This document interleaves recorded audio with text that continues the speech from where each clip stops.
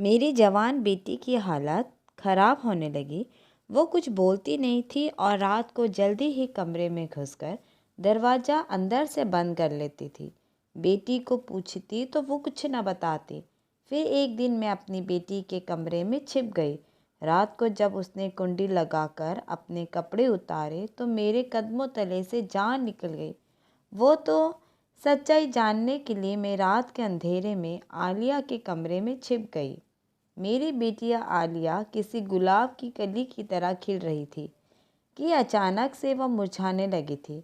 आलिया जवानी की सीढ़ियाँ चढ़ रही थी और ऐसे में कोई भी माँ अपनी औलाद को लेकर बहुत ज़्यादा फिक्रमंद रहती है। और जब मैंने आलिया को इस कदर बदला हुआ रवैया महसूस किया तो सच्चाई जानने के लिए मुझे ये कदम उठाना पड़ा। मुझे आलिया के कमरे में छिपे हुए कुछ ही देर गुजरी थी कि जब आलिया ने कमरे का दरवाज़ा बंद किया और कुंडी लगाने के बाद अपने कपड़े उतार दिए। उसके बाद आलिया ने अपने मोबाइल का फ़ोन को उठाकर और जो मैंने देखा वो मेरी जान ही निकल गई। मेरी जवान बेटी की हालत दिन ब दिन अजीब होती जा रही थी। ऐसा लगता था जैसे कि उसे किसी की नज़र लग गई हो। उस वक्त हंसने हंसाने वाली मेरी आलिया बिल्कुल से ही खामोश हो गई थी। मुझे समझ नहीं आ रहा था कि आलिया को आखिर हो क्या गया है। वो जो ना बात करती थी ना ही ढंग से किसी बात का जवाब देती थी। पहले मैंने सोचा कि क्यों ना उसे किसी पीर बाबा को दिखा दूँ, लेकिन फिर अचानक मुझे महसूस हुआ कि वो तो बात नहीं है जो मैं समझ रही हूँ, बात कुछ और है। और जिस रात सच्चाई खुलकर मेरे सामने आई मेरी जान निकल गई। मुझे तो अंदाज़ा ही नहीं था कि मेरी बेटी कब इतनी बड़ी हो गई कि मुझसे बातें छिपाने लगी। आलिया में अचानक ही बहुत बदलाव आया था। आलिया रात को जल्दी अपने कमरे में सोने के लिए चली जाती और ख़ुद को बंद कर लेती है, जबकि पहले वह कमरे का दरवाज़ा थोड़ा सा खोलकर ही सोया जाया करती थी। हमारे घर में मेरे और इसके अलावा था ही कौन। हाँ, कुछ दिन पहले मैंने ऊपर वाली मंजिल के कमरे में एक किराएदार को रखा था, क्योंकि हमारा गुज़र बसर मुश्किल से हो रहा था। वो एक अच्छा और नेक लड़का था। उसका आना जाना भी हमारे ही दरवाजे से था, क्योंकि घर में एक ही रास्ता था। लेकिन मुझे बहुत अच्छा लगा, इसलिए मुझे कभी उससे कोई परेशानी नहीं हुई। वो मुझे भाभी कहता था और आलिया को अपनी छोटी बहन मानता था। लेकिन पिछले कुछ दिनों से आलिया को लेकर मैं बहुत ज़्यादा परेशान हो चुकी थी। वो इस कदर खामोश हो गई थी कि मुझे समझ नहीं आता था कि मैं उसे क्या हो गया है। पहले तो मैं जैसे ही घर में आती वो मेरे आगे बैठकर अपने दिन भर की दास्तां सुनाती। मेरे पीछे घर में एक पत्ता भी हिलता तो आलिया मुझे उसकी खबर ज़रूर देती। उसकी कोई सहेली नहीं थी। उसके लिए जो कुछ भी वो, मैं उसकी माँ थी। लेकिन अब मैं जब भी घर आती तो आलिया का रवैया कुछ अलग सा लगता और खाना खाने के बाद वो जल्दी अपने कमरे में जाकर दरवाज़ा बंद करके सो जाती। उसके चेहरे पर मुझे अजीब सा खौफ महसूस होने लगा था। आलिया के पापा के इस दुनिया से चले जाने के बाद मैंने आलिया को अपनी पलकों पर बिठा कर रखा था और उसे कभी किसी चीज़ की कमी नहीं होने दी थी। मैंने उसकी हर ख्वाहिश को उसके मुंह से निकलते ही पूरा किया था। आलिया के पापा मरने से पहले मेरे नाम ये घर कर गए थे, जिसमें नीचे 2 कमरे और एक हॉल था, जबकि ऊपर वाली मंजिल पर एक छोटा सा कमरा बना था। और अब मैंने पहली बार उस कमरे को किराए पर चढ़ाया था। जिस लड़के को मैंने किराए पर रखा था वो किसी दूसरे शहर से यहाँ नौकरी की वजह से आया था और अब वह सुबह होते ही मेरे साथ ही घर से निकल जाता था और आलिया सारा दिन घर में अकेले ही रहती। उसने पढ़ाई जल्दी ही छोड़ दी थी। उसे पढ़ाई में कोई दिलचस्पी नहीं थी। उसको घर के कामकाज अच्छे लगते थे, क्योंकि मैंने तो आलिया के पिता के मृत्यु के बाद से ही एक फैक्ट्री में नौकरी कर ली थी। अमित को किराए पर रखते वक्त मुझे इस बात का सुकून था कि वो मेरे साथ ही नौकरी के लिए निकल जाता था और शाम ढलते ही वापस आता है।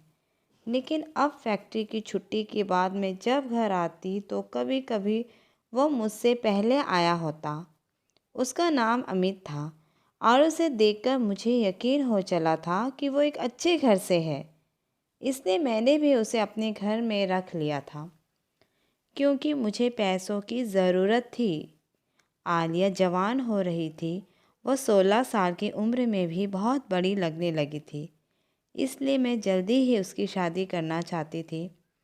उसके पापा के मरने के बाद मैंने अकेले ही घर का और अपनी और उसकी जिम्मेदारियां उठाई थी और उसे किसी सौतेले बाप के साये में पलने नहीं दिया था। लेकिन पहले भी नज़र में हम किसी के बारे में यह बात तो नहीं जान सकते थे। शायद मुझे भी अमित को जानने में कोई गलती हो गई थी। कभी कभी जैसे कोई दिखाई देता है वह वैसा होता नहीं है। और अब मुझे रह रह कर यह एहसास हो रहा था। फैक्ट्री से जो तनख्वाह मुझे मिलती थी उससे मैं घर का खर्चा चलाती थी। वो पैसे महीने भर में ही ख़त्म हो जाते थे। आलिया की शादी के लिए मुझे और पैसे की ज़रूरत थी और इसलिए मैंने अमित को एक अच्छी रकम पर ऊपर वाला कमरा किराए पर दिया था ताकि मैं जल्द से जल्द आलिया की शादी के लिए पैसे जोड़ सकूं। कोई अच्छा सा रिश्ता देखकर उसकी जिम्मेदारी से मुक्त हो जाऊं। लेकिन आलिया की पीली पड़ती रंग और चेहरे की खौफ ने मुझे अजीब सी बेचैनी में डाल दिया था। मैंने कई दफ़ा आलिया से पूछा कि कोई तकलीफ़ है तो बताओ, लेकिन आलिया ने कुछ भी नहीं कहा और खामोश ही रही। वह मेरी बेटी थी जिसे अगर धक्का भी लगता तो वो घंटों मेरे आगे रोती क्योंकि मैंने उसे बहुत लाड से पाला था। लेकिन अचानक ही उसे इतनी ज़्यादा बदलाव आई थी कि मैं खुद परेशान हो चुकी थी। आलिया मुझसे कोई बड़ी बात छुपा रही थी और यह बात जानने के लिए आज मैंने फैक्ट्री से छुट्टी कर ली। अभी मैं हॉल में बैठी सोच ही रही थी कि किस तरह से आलिया के मालूम करूं, तभी मैंने अमित को घर में दाखिल होते देखा। उसके चेहरे पर मुस्कुराहट फैली हुई थी। आते ही उसने मुझे नमस्ते किया।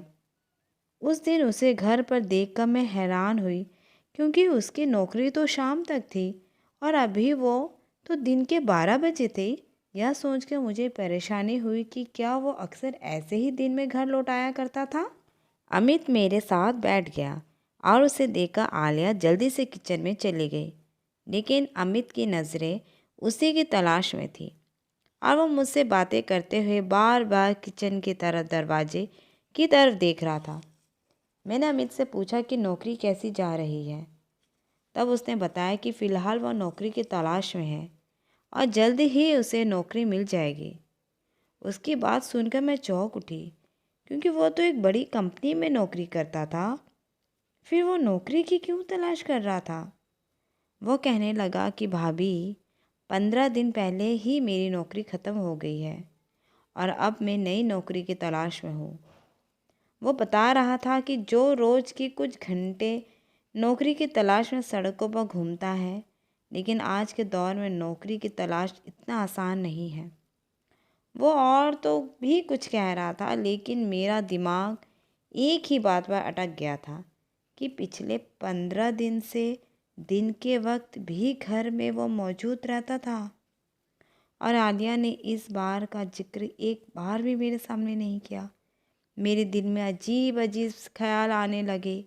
आलिया को रोज़ रोज़ बिगड़ती हुई हालत और अमित की नज़रें मुझे किसी अनहोनी का पता दे रही थी और जो कुछ मेरे दिमाग में चल रहा था मैं वो बयान नहीं कर सकती थी। दोपहर के खाने के बाद मैंने बातों ही बात में आलिया से अमित के बारे में सवाल किया तो वह चौंक कर मुझे देखने लगी। उसको देखा तो वह हाँ हूँ में जवाब देती हुई एक निवाला ही खाकर उठ गई। मैंने आलिया को आवाज़ देकर कहा कि आज तो तुम्हारी पसंद का खाना बना है, फिर क्यों इतनी जल्दी खाकर उठ गई हो।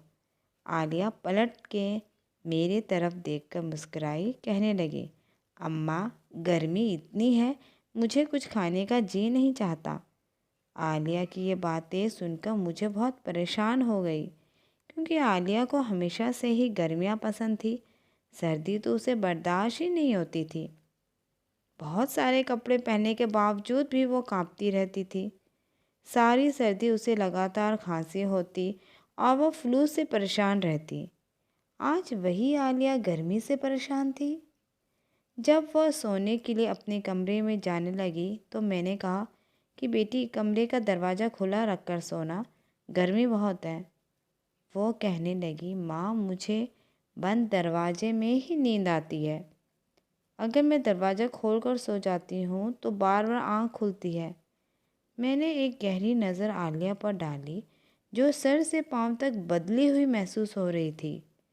आलिया तो हमेशा ही मेरे कमरे के सोने के बहाने ढूंढती थी, लेकिन मैंने खुद से कुछ वक्त पहले ही उसका कमरा अलग दे दिया था।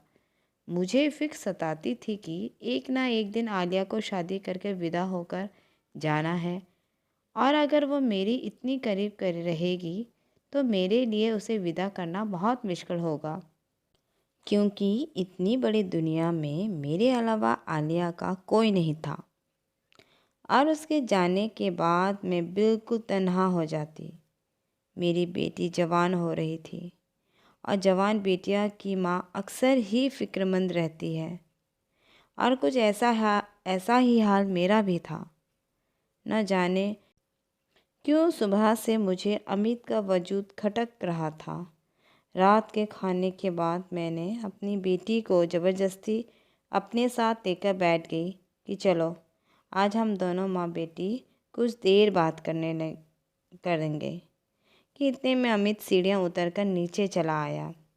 शायद वह कहीं बाहर जा रहा था, लेकिन हम दोनों को देखकर हमारे पास ही आ गया था। मुझे उसका इस तरह से हमारे पास बैठना आज चिढ़ महसूस हो रहा था, जबकि अक्सर ही हम दोनों बैठकर बातें किया करते थे। जैसे ही वो हमारे पास आकर बैठा तो मैं खामोश हो गई। मैं अकेले में आलिया के साथ कुछ वक्त गुजारना चाहती थी, ताकि आलिया से कुछ जान सकूं। लेकिन अमित की मौजूदगी में उससे कुछ नहीं पूछ सकती थी। कुछ ही देर में मैंने अमित से कहा कि आप भी जाकर आराम करो, रात बहुत हो गई है, हम दोनों भी सोने के लिए लेटने वाले हैं। जबकि मेरे इरादा सोने का नहीं था, लेकिन अमित को भेजने के लिए मुझे झूठ बोलना पड़ा। अमित शायद मेरा मतलब समझ गया था, इसलिए वह खामोशी से उठकर चला गया। मैंने आज तक उसको बहुत अच्छा और नेक ही पाया था, लेकिन शैतान कब किसको बदल दे, इंसान को क्या खबर। थोड़ी ही देर में आलिया भी अपने कमरे में जाकर दरवाज़ा बंद करके सो गई, लेकिन मेरी नींद उड़ चुकी थी। मुझे अमित की नज़रें बहुत अजीब उलझन में डाल रही थी। उसका आलिया से बात करने की कोशिश करना, बहाने बहाने से उसे देखना, और दिन में मेरी गैर मौजूदगी में भी घर में होना, मुझे सब कुछ अजीब लग रहा था। अब सबसे ज़्यादा बढ़कर आलिया का बदला हुआ रवैया। रात मैंने करवट बदल बदल कर गुजारी थी, और जब सुबह उठी तो आलिया का चेहरा फिर से वो ही बुझा हुआ था। ऐसे लगा था जैसे वो रात भर रोती ही रहती है। मैं फैक्ट्री में इतनी ज़्यादा छुट्टी नहीं ले सकती थी, इसलिए मजबूरन मुझे आलिया को घर छोड़कर जाना पड़ा। लेकिन मेरा सारा ध्यान उसी में अटका रहता, और मैं अपना काम भी सही तरीके से ना कर सकी। बहुत मुश्किल से जैसे तैसे मैंने आधा दिन गुजारा, लेकिन आलिया को लेकर मेरे दिमाग में अजीब से ख्याल आ रही थी। इसीलिए मैंने आधी छुट्टी ली और घर वापस आ गई। घर के दरवाजे की चाबी मेरे पास हमेशा रहा करती थी। मैंने सोचा कि आलिया काम में मसरूफ़ होगी, इसीलिए खुद दरवाज़ा खोलकर अंदर आ गई। लेकिन यह देखकर मेरी हैरत का इम्तहान ना रहा कि अमित आलिया के पास खड़ा कुछ बातें कर रहा था। उन दोनों को एक साथ देखकर मेरे तन बदन में आग लग गई।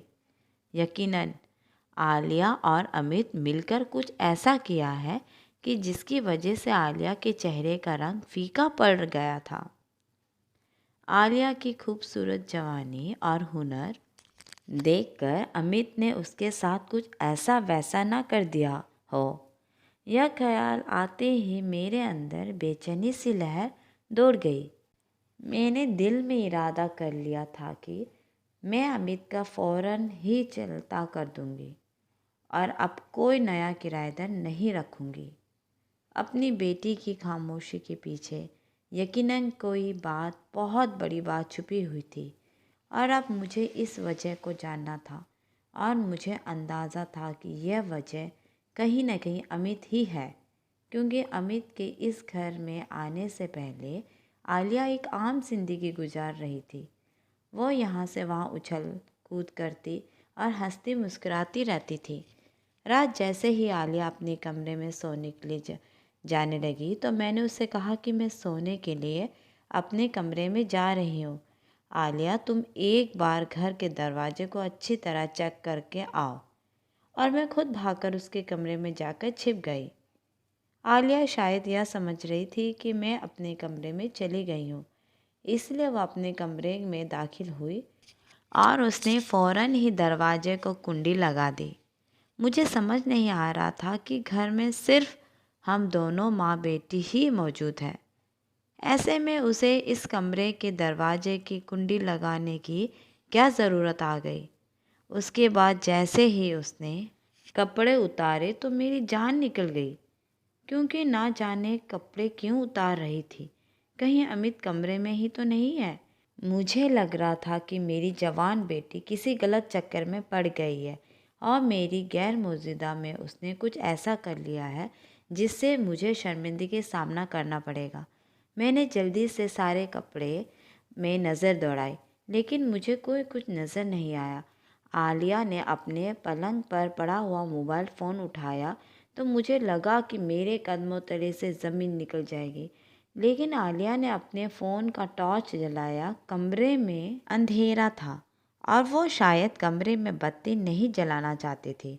उसके बाद उसने मोबाइल की टॉर्च से रोशनी में अपनी अलमारी में से एक गोल सी डिब्बी निकाली और उसमें मौजूद क्रीम अपने जिस्म पे लगाने लगी।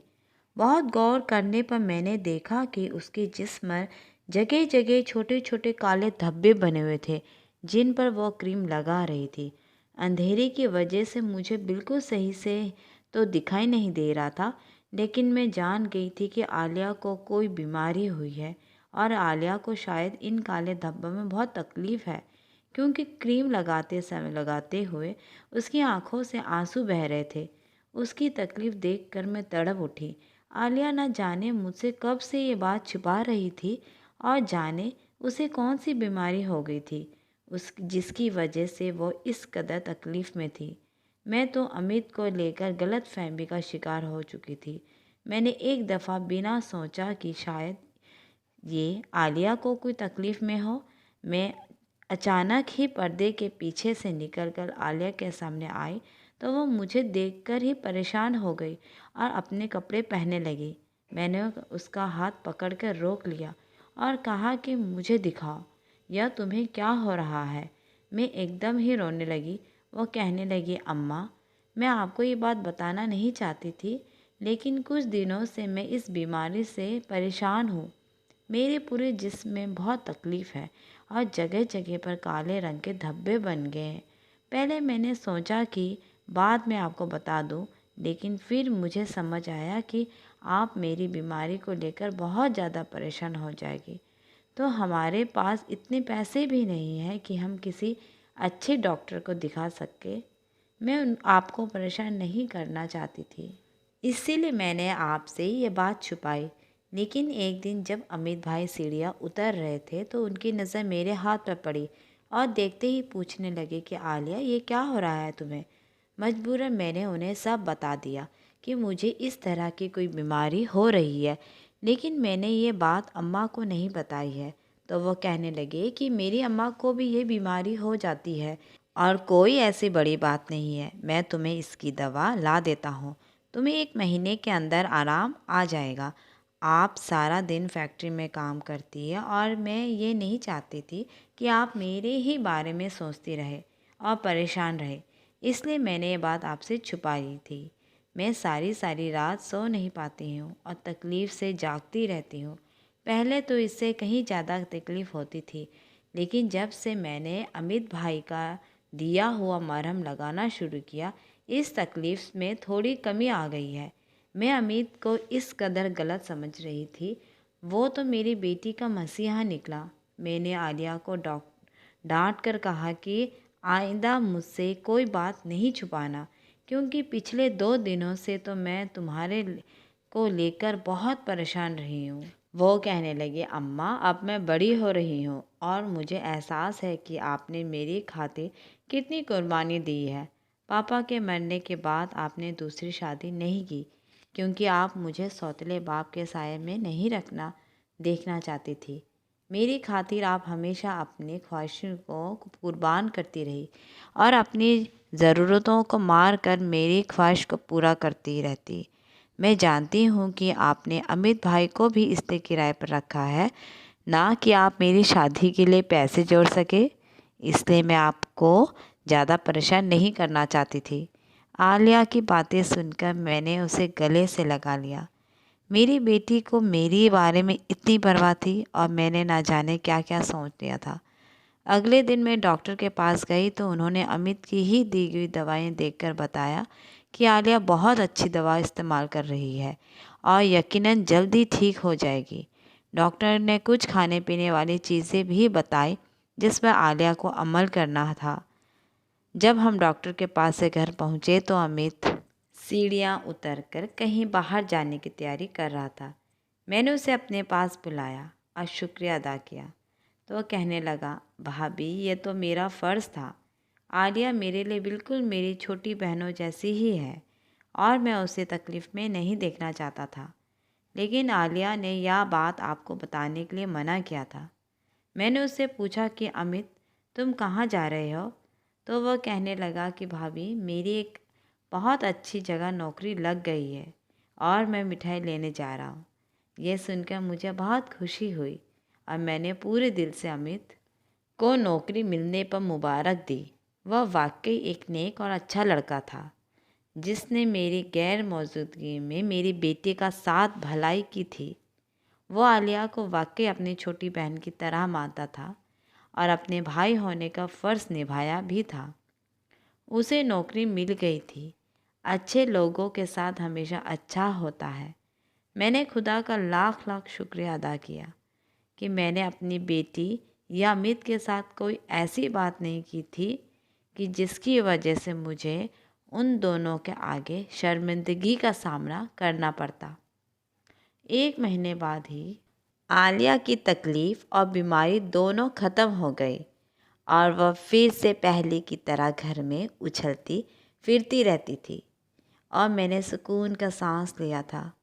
माँ अपनी बेटी को हंसता मुस्कुराता देखकर ही जीती है। आलिया को हंसना मुस्कुराना देख मुझे नई ज़िंदगी मिल गई। धन्यवाद दोस्तों।